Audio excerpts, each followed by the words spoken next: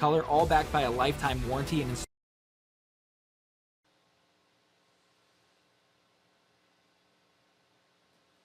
Happy Friday. I'm Lashana Guy, producer of the 9 a.m. show here at 25 News. If you missed this morning's show, no worries. I've got your news highlights right here. So if I seem unfamiliar to you, it's because I'm new to both the station and the area. Since we're going to be spending our mornings together, I'd like to start today's show by sharing a little bit about myself and what you can expect to see here on the 9 a.m. recap. So I'm passionate about art, history, education, and advocacy, but most of all, I love sharing the stories that uplift us. Every weekday morning at 10:30 a.m., we are recapping the good news only, the feel-good headlines and the local wins that bring a little bit more light to your day.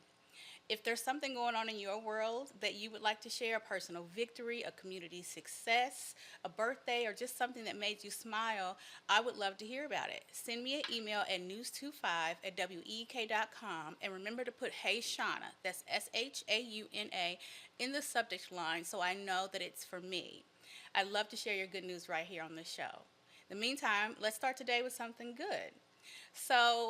IWU welcomes its largest incoming class in 15 years. Let me show you that video. So they have, in the last 15 years, this is their biggest class, right? So they have 595 new students to start this year with. 544 of those students are first-year students, and 51 of them are transfers. The students represent 27 states and 4 foreign countries. Now, 39% identify as students of color, and their top majors are nursing, business, psychology, biology, and finance. So, from young people beginning new chapters to grown men finding new ways to show up for the next generation. In Peoria, Men Let's Talk is an event, or it's a series of conversations actually, that is hosted by Charles Miner, who is the owner of Think Training Center in the Peoria Mall, I believe. He's hosting these series of conversations. Now, they were sparked by earlier efforts by Peoria's police chief for men to come together and welcome children back to schools. The theme of these conversations is Where's My Daddy? And it invites men and dads to connect. And the goal is to support adults and parents who may be struggling while building community. And while Peoria is talking about family and connection, one artist has spent a lifetime making people smile with a simple card. Let me pull that video up for you. So, a greeting card artist is still thriving at 84. Rick Kirsten creates witty greeting cards in Scottsdale, Arizona. Now, he started with posters and then he partnered with his brother Pete to build Stonehouse Collection. These cards are sold nationwide, and Americans, did you know that Americans still buy 6.5 billion cards annually? Like, I guess when you think about it, all the holidays we have, all the just because, all of the celebrations, graduations, birthdays, babies, weddings, all that stuff.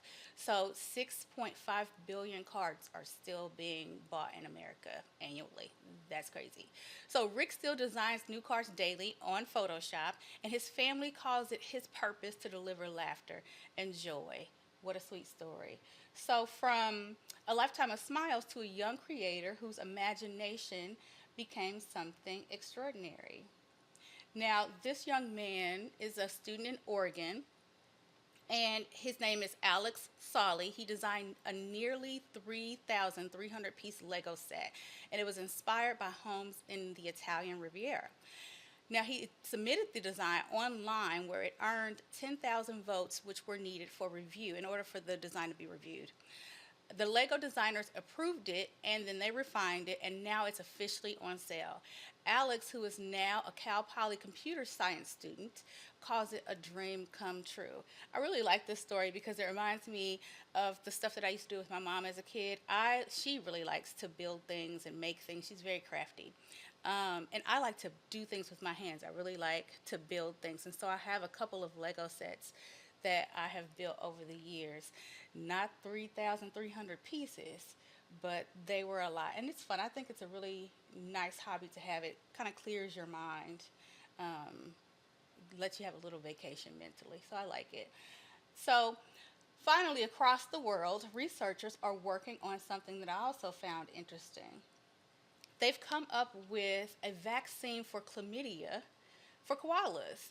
It never ever occurred to me that koalas or any other animal besides humans could get chlamydia, but I guess it makes sense that maybe it's a real thing. Now, the strain that koalas get is different than the strain that humans get, but it's still transmitted in the same way, so through sexual contact. And I'm not sure if chlamydia in humans is well, I guess bodily fluids, yeah. So they get sexual contact and the transfer of bodily fluids. The Australian researchers developed this vaccine to protect koalas from chlamydia. The disease is responsible for nearly half of wild koala deaths. Past treatments with antibiotics have often caused starvation by harming their ability to digest eucalyptus, which is what they eat. So the vaccine offers new hope for survival as koalas also face habitat loss and wildfires.